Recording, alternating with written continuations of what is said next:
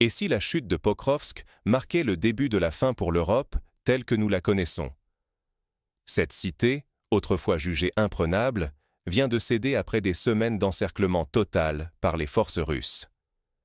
Toutes les voies d'accès ont été coupées, isolant Pokrovsk et transformant sa défaite en signal d'alarme pour tout l'Occident. Au même instant, Moscou frappe fort sur un autre front. La Russie procède au test d'une ogive nucléaire intercontinentale.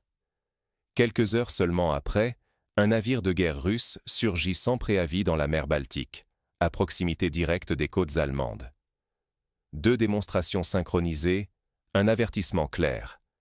La Russie peut frapper partout, du champ de bataille local à l'échiquier mondial. La riposte occidentale ne tarde pas, mais révèle surtout la panique.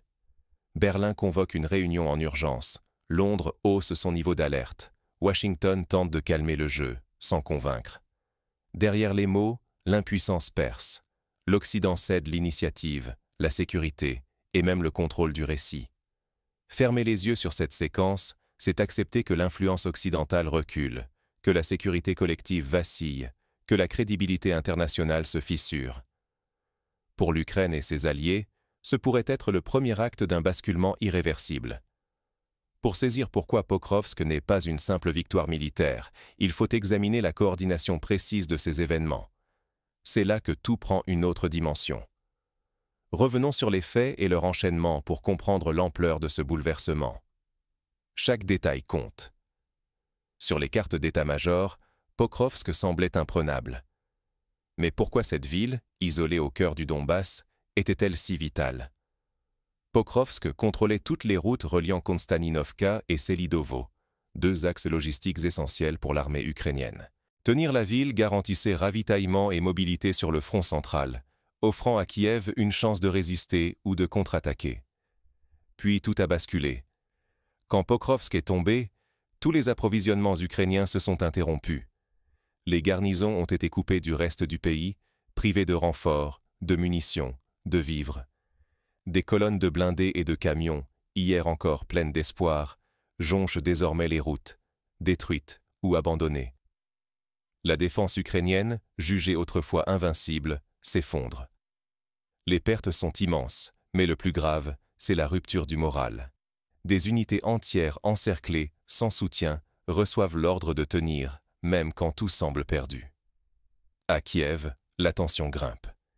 Les discours rassurants n'arrivent plus à masquer la panique. La réalité du terrain brise l'image d'une défense solide.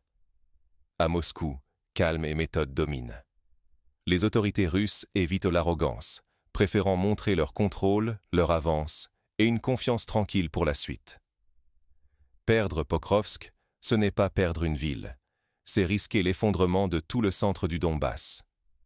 Un choc existentiel qui menace la stratégie ukrainienne et l'influence occidentale. Mais ceci n'est que le début. Car, derrière les ruines de Pokrovsk, Moscou prépare déjà un coup de théâtre d'une toute autre ampleur. La chute de Pokrovsk n'est qu'un prélude. L'attention du monde va bientôt se déplacer vers une nouvelle menace, orchestrée depuis Moscou. Un missile intercontinental testé le même jour qu'un navire de guerre russe croise au large de l'Allemagne. S'agit-il d'une simple coïncidence ou d'une opération minutieusement orchestrée par Moscou? Rien n'est laissé au hasard. Alors que Pokrovsk s'effondre, la Russie envoie un double signal au monde, militaire et psychologique, conçu pour fissurer les certitudes occidentales. Le test du missile Yars, réalisé le jour exact de la chute de Pokrovsk, va bien au-delà d'une démonstration technique. C'est un message limpide. La Russie possède toujours la capacité nucléaire d'atteindre n'importe quelle cible à l'échelle mondiale. Cette mise en scène rappelle que, derrière l'avancée terrestre, plane l'ombre d'une dissuasion ultime. La stratégie russe s'intensifie. Presque simultanément, un navire de débarquement russe apparaît en mer Baltique, à proximité immédiate des côtes allemandes. À Berlin, un conseil de sécurité d'urgence est convoqué. À Londres, l'alerte est portée à son niveau maximal. Jamais, depuis la guerre froide, la présence militaire russe n'a autant inquiété les capitales européennes. Pour les analystes, le message est sans équivoque. Ce n'est plus l'Ukraine qui impose le tempo du conflit, ni l'OTAN. La Russie prend la main et dicte désormais le rythme. La peur change de camp. Pris de court, l'Occident semble vaciller. Les réunions s'enchaînent à Berlin, Londres et Washington, sans qu'une réponse commune ne s'impose. Chaque hésitation amplifie la panique et creuse les divisions européennes. Le risque devient existentiel. Perdre la maîtrise de la sécurité collective et laisser Moscou imposer ses règles. Face à cette synchronisation entre manœuvres militaires et démonstrations technologiques, la question n'est plus de savoir si la Russie avancera, mais jusqu'où elle ira et à quel prix pour l'Occident. Alors que l'Europe doute, une nouvelle offensive se prépare à l'Est. Les conséquences de chaque décision ou de chaque silence deviennent explosives. À Pokrovsk, c'est l'avenir du continent qui se joue, sur la carte comme dans les esprits. La chute de cette ville n'est pas seulement une perte de terrain. Elle annonce un déplacement brutal du front, qui pourrait progresser vers Konstantinovka et Selidovo. Ce bouleversement redéfinit les équilibres sur des dizaines de kilomètres, faisant vaciller tout le Donbass. Pour l'Ukraine, ce n'est pas qu'un revers militaire. Pokrovsk servait d'ancrage, fruit de longues préparations. Sa perte efface une défense structurée, creusant le sentiment d'isolement et sapant la confiance en une victoire future, alors que chaque jour rogne un peu plus sur les ressources et le moral. À l'ouest, la secousse dépasse la sphère politique. L'espoir d'un front stable se fissure, laissant la place aux doutes et aux tensions croissantes à Paris, Berlin ou Washington. Les dirigeants hésitent, l'assurance s'étiole, tandis que les sociétés occidentales s'interrogent sur leur capacité d'influence et la pertinence de leur engagement militaire. Dans ce nouveau contexte, la Russie s'affirme comme l'arbitre du rapport de force en Europe. Forte de ses percées et de la démonstration de ses capacités nucléaires, elle rebat les cartes. La dissuasion nucléaire cesse d'être une simple menace. Elle devient centrale, transformant le conflit local en une crise mondiale et imposant son tempo aux décisions occidentales. L'Europe se retrouve face à un risque qu'elle n'a pas connu depuis la fin de la guerre froide. Un nouvel échec occidental accélérerait la marginalisation du vieux continent et pourrait rendre caduque toute l'architecture de sécurité héritée de la paix post-soviétique. L'équilibre des forces menace de s'effondrer et le sentiment de sécurité collective avec lui. Reste une question brûlante. Comment l'Occident et l'Ukraine peuvent-ils tirer les leçons de cet échec et surtout s'adapter à cette réalité stratégique inédite? L'onde de choc ne fait que commencer. Les prochains choix, à Kiev comme dans les capitales occidentales, pourraient sceller le sort de la région pour des années à venir. Face à une Russie calculatrice, l'immobilisme occidental n'est plus tolérable. La chute de Pokrovsk l'a montré sans détour. Réagir dans la précipitation, en suivant la vague émotionnelle, n'apporte plus de solution. L'Occident doit revoir sa copie, passer d'une réaction impulsive à une stratégie réfléchie, claire et surtout prévoyante. Un facteur trop sous-estimé demeure la guerre psychologique. La Russie ne se contente pas de manœuvres militaires, elle mène aussi bataille dans les têtes, transformant l'information en arme redoutable. Le vrai combat oppose désormais les récits, les perceptions, la capacité à façonner l'opinion publique. Attendre la prochaine attaque russe, c'est déjà perdre une longueur d'avance.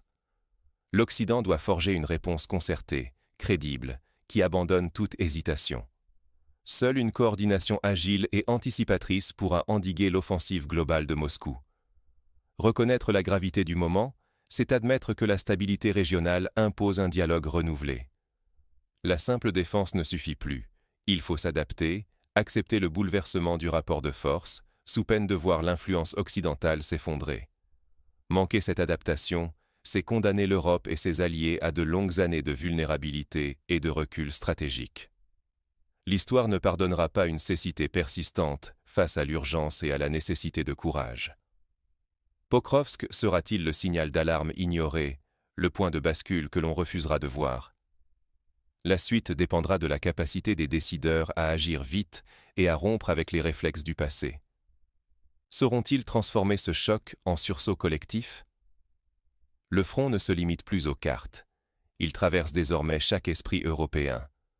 En quelques jours, la chute de Pokrovsk a ébranlé toutes les certitudes. Ce qui semblait lointain s'invite dans les capitales occidentales, jusque dans les foyers et les décisions les plus intimes. Ce n'est plus seulement une bataille locale.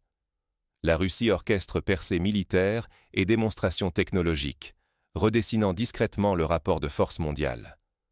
Le basculement est palpable, presque silencieux, mais impossible à ignorer. Le spectateur occidental doit revoir sa position. L'illusion de distance et de neutralité s'effondre.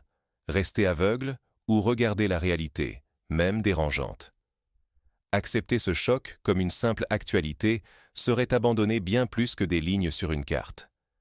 C'est risquer d'y perdre sa place, sa sécurité, voire sa lucidité. Chacun doit choisir quel récit croire et à quel prix. L'aveuglement rassure, mais la lucidité seule prépare à l'avenir. Car ce qui se joue ici redéfinit l'histoire, nos alliances et notre mémoire collective. Sommes-nous prêts à affronter ce miroir ou préférerons-nous le confort du déni ?